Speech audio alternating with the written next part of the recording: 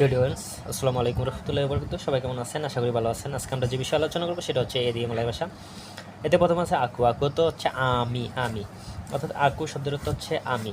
আমি শব্দটি হচ্ছে আকু। মালাইতে আকু বলা হয়, বাংলা বলা হয় আমি। যেমন আমি কাজটা করি ইনিকার যে ছায়া বা আকু সাইকের যা এরকম। তা হচ্ছে ছায়া। ছায়া শব্দের অর্থ হচ্ছে আমি, দুটোটা একই। আকু শব্দটা ব্যবহার করবেন আপনাদের ঘনিষ্ঠ বন্ধু হলে, যখন ঘনিষ্ঠ বন্ধুর সাথে কথা বলবেন তখন শুধু আকু ব্যবহার করবেন। অন্যান্য ব্যক্তিদের সাথে কথা বললে ছায়া ব্যবহার করবেন।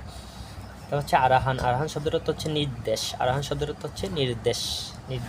আর আয়াত। আয়াত শব্দের অর্থ বাক্য। আমরা যখন কোনো বাক্য সাজানোর জন্য বলি না যে বাক্যটা সুন্দর করে সাজিয়ে বলো, তারা বলে আয়াত। তা হচ্ছে আসিং। আসিং শব্দের অর্থ হচ্ছে আলাদা। যেমন আপনি কোনো বাজার করছেন, আরেকজন কোনো বাজার করছে, সেই বিষয়ে কথা বলতেছেন, তখন যখন বললে যে একসাথে কিনা, তখন আপনি বললেন আসিং বা লাইন। সেই শব্দটা তখন ব্যবহৃত হবে আসিং। আসিং শব্দের অর্থ হচ্ছে আলাদা। তা হচ্ছে আতাও। আতাও শব্দের অর্থ হচ্ছে অথবা। আতাও শব্দের অর্থ হচ্ছে অথবা। তবে আরেকটা জিনিস খেয়াল রাখতে